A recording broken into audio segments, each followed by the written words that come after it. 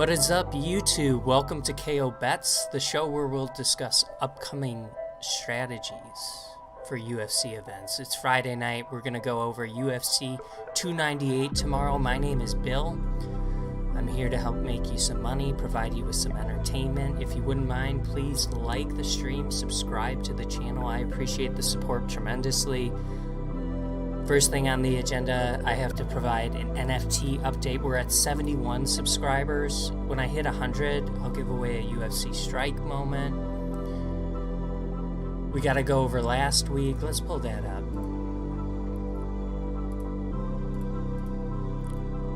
Pause the music too. Yeah, so last week we had Hermanson versus Pfeiffer, UFC Fight Night. Classed. Dan Ige was a great pick. Took him by knockout. Topuria, I did not have that. I didn't have a decision, I should say. I thought that one was going to end inside the distance. And I picked Robert on the money line. Gregory Rodriguez, third round KO.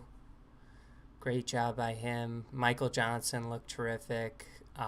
Carlos Prato out. Split decision in the debut for Balaji. Loma looked great. I think we had her in a parlay. Prochnio beat Devin Clark. I forget who I took there, but I'll pull up our bet log after this. I took Jeremiah Wells in that fight. Max Griffin won. Guskov with the round one knockout. That was awesome. Hyder Emil looked really good against Fernie.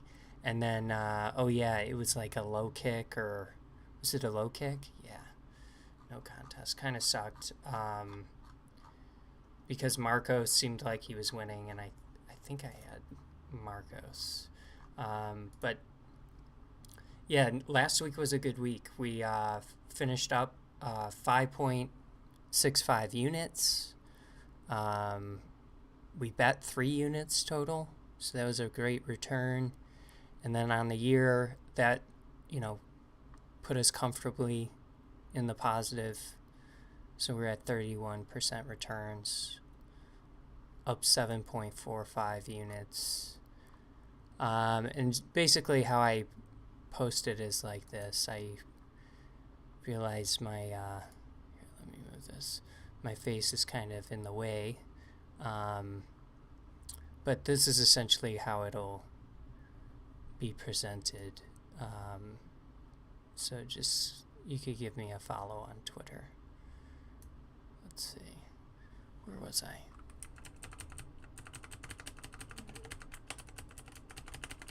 Just moving this back where it was, getting out of the way here. All right. But we've got a new week. UFC 298. This should be a great card. What's going on? Oh, there we go. Just taking a little while to load. UFC 298, Volkanovski taking on Ilya Topuria, Honda Center, Anaheim. Let's get into it. Andrea Lee taking on Miranda Maverick to open the card. I don't know if I just have too much going on. I'm gonna close a few things here.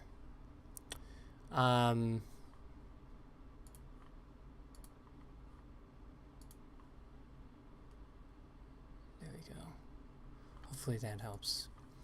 All right, Andrea Lee taking on Miranda Maverick. Andrea Lee 13-8, Miranda Maverick 14-5. Looking at this fight, I like Maverick. I think because of the grappling. I think this is a tough opponent for Angela Lee. She's kind of a decision machine when it comes to losses. I think her last 6 losses are all decisions. And she's fought against grapplers and just, you know, kind of been put on her butt, taken down fairly easily, and controlled. So I think it's going to be a close, competitive fight. I'm going to go with Miranda Maverick to get it done, though. I think she's a decent grappler. I think she'll be strong. And, yeah, I just think it's a weakness of Angela Lee. Once she gets to the mat, she kind of gets controlled. So give me Miranda Maverick to win this fight via decision. Looking at the odds, Miranda Maverick is the favorite. And like the decision as well at plus 110. And then that means they like it to go the distance. I agree with that. Yeah, I mean, I would maybe do fight goes the distance in like a parlay. I mean, it's not the best level of fight, so I mean, I feel pretty confident Miranda Maverick's gonna win, but I might do like a money line bet on that. Probably won't have that as a parlay piece, but I like Miranda in that fight. Oban Elliott taking on Val Woodburn. The first time we saw Val was against Bo Nickel, and we didn't really get to see him because he just got knocked out really early. Now he's taking on Oban Elliott, who has great cardio. He's probably going to look to grapple, which, you know, Bo presented that grappling threat too, and he just kind of threw a haymaker right out of the gate and was able to score a knockout right away.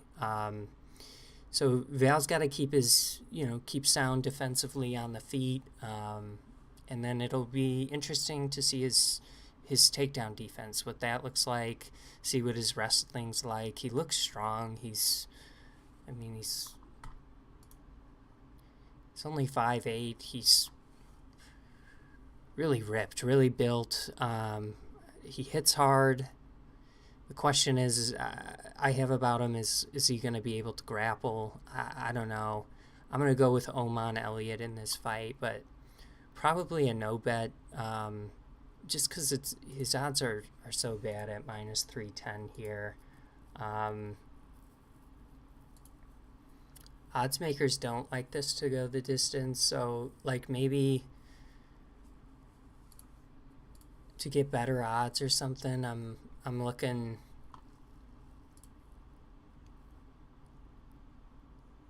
Let's see, fight lines, finish only. Like maybe I'm sprinkling Val on the finish only. I like Oman, but I don't know about minus 110 inside the distance, especially just because of how dangerous Val is. And if he just decides to go out there and wrestle and control Val, I could see a scenario where that happens. So I might take a little stab on like Val finish only plus 225 if it gets to a decision. If Oban wins inside the distance, if Oban wins inside the distance, we lose the bet. But if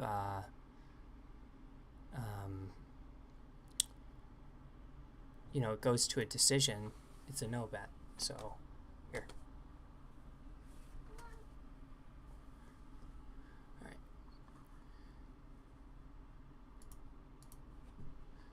The next fight is Josh Quinlan taking on Danny Barlow. I like Josh Quinlan's walkout song. It's a cool song. Kind of reminds me of the story of the prodigal son.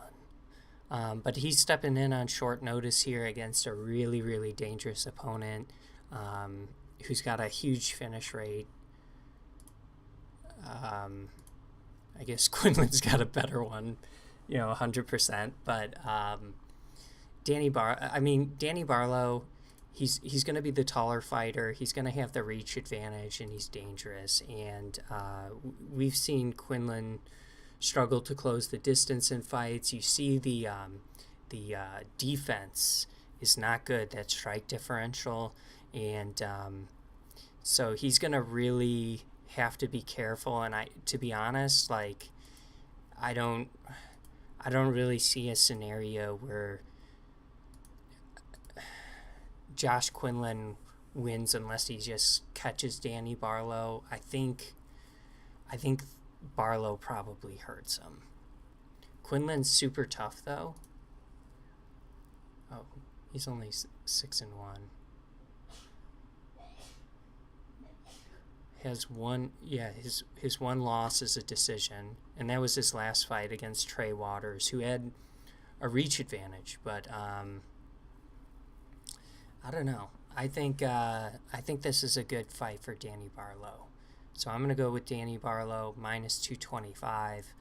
I like him as probably a parlay piece at that price, and then for the KO it's plus 130. I might sprinkle that. What's the KO or decision? Minus 190. Probably not maybe a little better than. I don't think he's going to get the submission. Maybe a club and sub though. But I really like Danny Barlow here. Odds makers do not like this to go the distance. But give me Danny Barlow. Knockout. Next fight is Zhang Ming Yang taking on Brenson Ribeiro.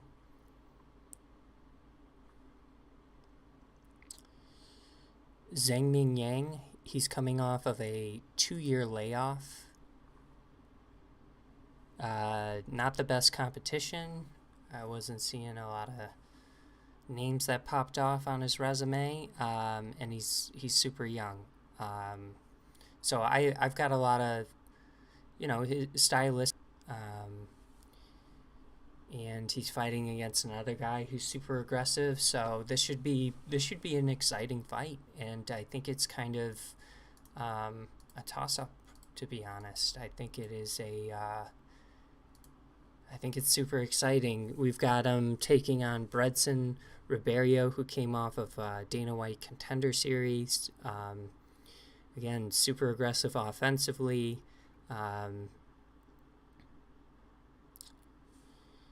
Ming Yang has been knocked out before. I think Ming Yang could potentially wrestle and be a minute winner in this, but I don't know. I don't think the fight's going to play out like that. I think it's going to be just a brawl right out of the gate, and I could see someone getting hit early. So I'm interested what the lines say, because I do think it's a pick-em. So I think on whoever the dog is here.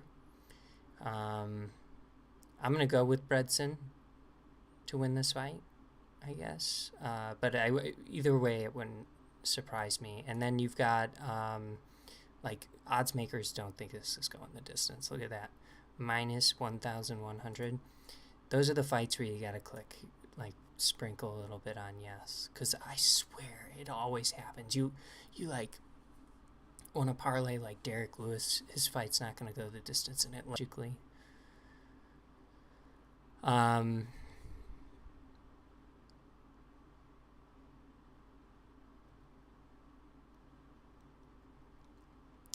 Yeah, I don't know. Bredson Ribeiro, probably knockout is what I'm going with, because I think it's going to happen on the feet, but could be a club and sub. Could be a club and sub. Yeah,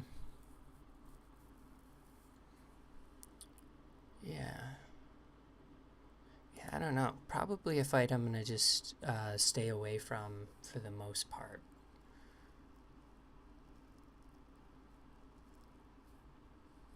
Yeah, it just seems like a sketchy fight.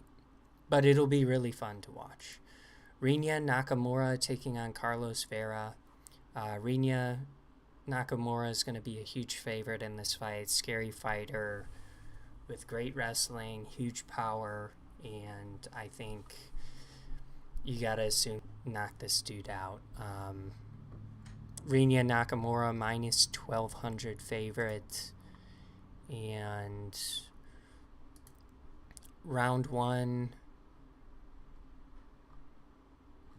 Let's see, round props. Plus 140 for Rinya.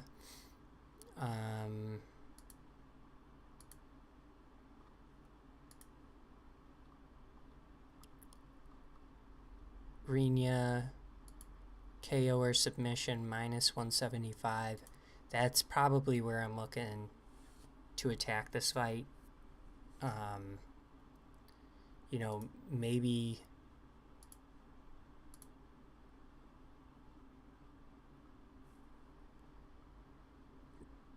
maybe Rinya under a round and a half, under 2.5 rounds. Interesting. Why do they have this?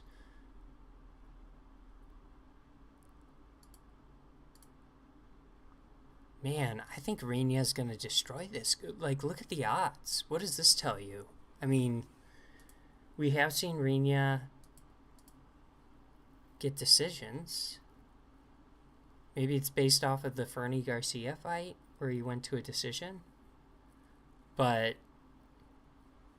I mean, short notice opponent. You gotta love Rinya in this fight. I like inside the distance, especially with that price tag. Like, that's ridiculous. All right, let's go on to the next fight. Marcos Rogerio de Lima taking on Junior Tafa. So, lots of drama today. Justin Tafa got injured, and his brother steps in to fight. Yeah, so I think it's a pretty similar fight. I think Junior Tafa has shown less output than his brother, and to be honest, I think this is a little more favorable now, in my opinion, for Marcos. So, I mean, I was kind of more back and forth, but I really like him in this spot. More than I did against Justin. So I'm going to go with Marcos to win this. I like the line there, and we'll just see what gets added. I like something like potentially, I mean, it's heavyweight, so that knockout's always live, but the finishes, I don't know. I really like De Lima's line though there at minus 198. Amanda Lemos taking on Mackenzie Dern. Amanda Lemos is coming into this fight. I think they're both coming off of losses, and this is a fight that kind of sketches me out. You know, I'm not super high on Mackenzie Dern. I think she's a terrific jiu-jitsu artist, but doesn't go to it early enough, in my opinion, in some fights. Just loses, the minutes and then is trying to come back. And, I mean, as soon as this fight gets to the mat, Amanda Lemos is going to probably get submitted. But, it's just hard to back either one of these fighters. And then you got Amanda Lemos, who's going to have a striking advantage and outclass Mackenzie Dern there, but she's got bad cardio, and Mackenzie Dern's super tough. So I think she's going to be there for the whole fight, but I do like the minute winner, but I think it is a really dangerous fight for Amanda Lemos. So I'm kind of leaning, again, I kind of think it's more of a pick'em, so I'm kind of leaning towards the underdog here in Mackenzie Dern to get it done. And then if I like Mackenzie Dern to get it done, I like the submission. I probably late, like over a round and a half.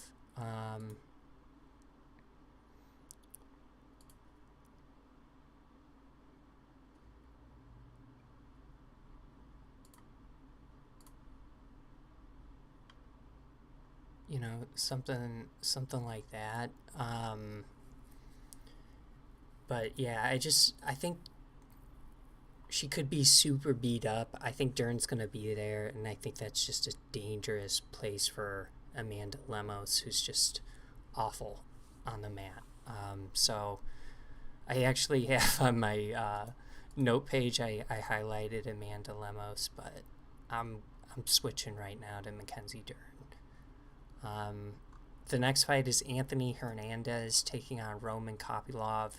Anthony Hernandez is a persistent grappler with amazing cardio, and this is going to be a really tough opponent for Roman Kopylov, who's looked incredible. Just a really good striker, super dynamic with kicks, great punches, mixes it up to the body, has gotten some body KOs, and he's super impressive. But this is going to be a hard fight because you're going against one of these guys who's just got cardio to go 20 rounds, it seems like, and is just going to wrestle and wrestle and wrestle. And I think if Roman Kopylov isn't able to stuff the takedowns in round one and like hurt Anthony Hernandez and piece him up with striking, he's gonna break at some point in this fight. So really interested to see Roman Kopylov's takedown defense.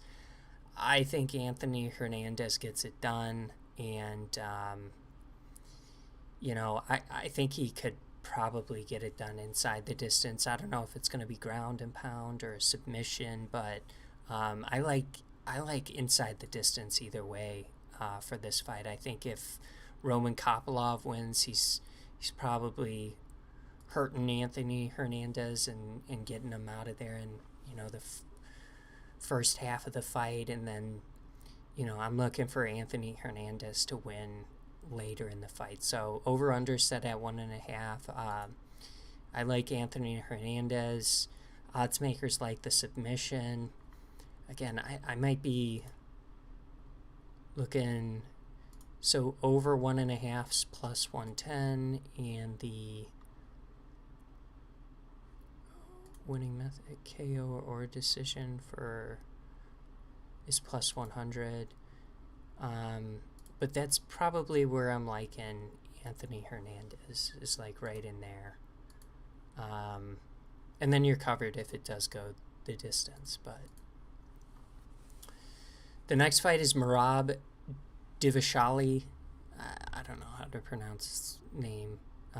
Divashali taking on Henry Cejudo. Just kidding. We pronounce the name correct every time the first time. So this is an interesting fight. Last time we saw Merab was against Jan. I'm just looking that up. March 2023, so almost a year ago. And he was incredible in that fight. I mean, honestly, I don't know if anyone can beat that version of Merab, who's just spamming takedowns, because that was ridiculous. It was a 25-minute fight, and he had 49 takedown attempts in 25 minutes. And I think Henry Cejudo clearly presents a different skill set than a Peter Yan, who, Henry's an Olympic gold medalist, but, at some point, that wrestling was ridiculous, man. I mean, the cardio on Merab, the output, too, with the punches, he outlanded Peter, Peter threw 150 strikes, Merab threw 400 strikes. So it was just absolutely ridiculous what he did in that fight. And then in this fight, I think if that's what he does, and he's just able to out-cardio Henry Cejudo, I could see that happening. I do think Henry Cejudo needs to be on his front foot a little bit more in this fight, and not, fall into this trap of just defending takedowns. And he could be okay. I mean, I'm inclined to go the Henry Cejudo side. That's who I'm going to pick here, is Henry Cejudo, just because of the massive odd difference. But I mean, it's an interesting fight, and I think, yeah, I think maybe I could figure out how to, you know, hedge this pretty easily, you know. But give me the dog, Henry Cejudo, in this fight to get it done. He defends the takedowns. He's able to turn this into a stand-up fight, and maybe he doesn't have the output of Merab, but he's more technically sound and just gets it done. The next fight is Jeff Neal taking on Ian Machado Gary. This is an interesting fight. Ian's a terrific striker, really talented. And I think this fight comes down to, like, if you think Jeff Neal's going to crack him or not, right? I think Ian has the skill set to be the minute winner in this fight. And it just comes down to, like, if you think Jeff Neal's going to be able to land the big punch on Ian. And Jeff Neal can crack. He's got great power. We've seen Ian's are a little quicker, stronger, and better. So there's a reason they're the best in the world. So I'm going to go with Ian to get this done. I mean, the knockout result, I feel like, isn't a bad approach depending on the odds. Ian is the favorite. I don't blame you for taking Jeff Neal. I just think that's the outcome for Jeff Neal, and I could see Ian Gary winning via KO or decision, being that minute winner, or knocking out Jeff Neal. And then odds makers, it's a pick 'em basically for it to go the distance. They like the Ian Gary decision. I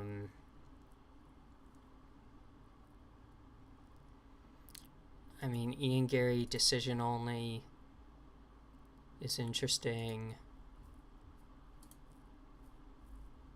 What's the knockout only? That's what I was looking for. Plus 110. That's interesting. I'm going to go with Ian. Probably a decision. The co-main event is Robert Whittaker taking on Paulo Costa. Robert Whittaker, really talented, coming off of the loss to Dricus du Plessis. And, I mean, you can't praise Rob enough. He is an incredible fighter. He's still fairly young, I believe, for having, only 33 for being so accomplished. That's amazing. How old's Paulo? Paulo's got to be in his 30s. 32. Yeah, I mean, just an incredible resume for Robert Whittaker. And yeah, I mean, on paper you see this matchup and you're like, man, Rob Whittaker has all the tools to school Paulo Costa. And I just get this feeling like, I don't like to toot my own horn, but I did pick Dricus to beat Robert inside the distance.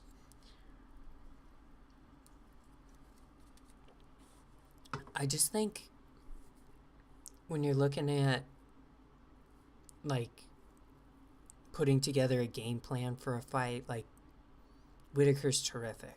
But what happens if you're just facing, like, a more physically imposing opponent who's, biting down on the mouthpiece and just, he's going for the finish, right? that's kind of the feeling I get from like when I watch Paulo fight. Is like both him and his opponent, if people aren't getting finished, they're going to be exhausted by the second round, just because of the grueling pace. And I kind of get the same sort of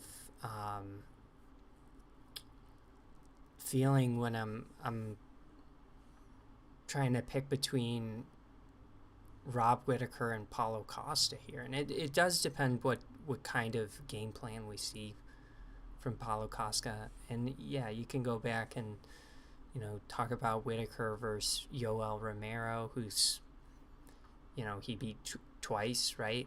And he has the same profile I'm kind of describing here, but I think he's that was a long time ago, and I kind of like Paulo Costa here. Kind of like the Paulo Costa KO. So I'm gonna roll with the dog pick in Paulo, and yeah, it kind of sounds like I'm fading Rob. I just think if Paulo's just gonna bite down on the mouthpiece and turn this into a brawl, I think he could win it. I think the odds tilt more in his favor, and I think that's what you do after you saw that DDP tape, right? That's what you got to do against Rob. Just be aggressive. Izzy, when he knocked him out, got him in the pocket, got him in a brawl, caught him. I think that's what you got to do. So the next fight, the main event, we've got Alexander Volkanovski taking on Ilia Topuria, and this is a great fight. I've been hard on Ilia in breakdowns. I don't think I've ever picked against him in any fight. I mean, this is what I'll say. Against Mitchell, I was like, whoa, pump the brake. Like, Emmett could win that fight. I thought, but I picked Ilia. But yeah, I mean, he's got huge power. He's super technically sound. We haven't seen like too much grappling, but I know he can wrestle, and he's just a terrific fighter. And he's taken on, arguably the greatest of all time in his division. I'm such a big fan of Volkanovski, and I just think he's super talented, and man, he's just got that. I can't go against Volk in this fight. I think Ilya could catch him. He could catch him. Like, maybe that's my hedge is putting a little bit on the go with Volk to get this done. I think Volk could potentially finish him. I think he's going to get him tired, drag him into deep waters, and that's where I'm really liking Volk. So, I mean, I haven't talked too much about live bets tonight, but, like, anyone I said I like later, you can, with the exception of, like, Anthony Hernandez, and, like, those are good live betting opportunities. So I'll have to watch the line, but I like Alex, man. To get Alex minus 125, I'll take that. I'll take that. So that concludes our UFC 298 breakdown. We got to check out what's trending. Reward program. Oh, this is geared towards me, isn't it? Let's do news.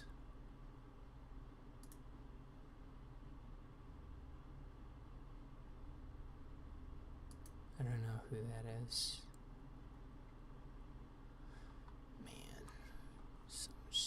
shit. I think the NBA All-Star game's going on.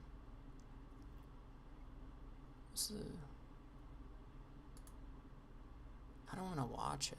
I just want to check out the box score. Are they keeping a box score on the celebrity game? Yeah. We'll exit that. Alright, I think I'm going to sign off. I appreciate you tuning in. Again, my name is Bill. This is KO Bets. Please like the stream, subscribe to the channel. I will see you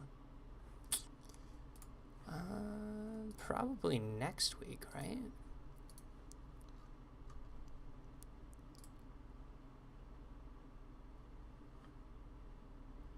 Oh, I'm going to have to do the show probably earlier than normal. So I might get it done Wednesday night, just because I'll be going out of town. So, yeah, I think that's what I'll do. This Wednesday night, I'll do the Moreno versus Royval 2 breakdown. This is a great fight. And then you got Yair taking on Brian Ortega. Zellhuber is great. Prado is awesome. Rosas Jr. against Ricky Tercios. Oh, hell yeah. Manel Torres taking on Chris Duncan. Nice. Love it. So I'll do that on Wednesday. I appreciate you tuning in. I'm just pulling up my music here.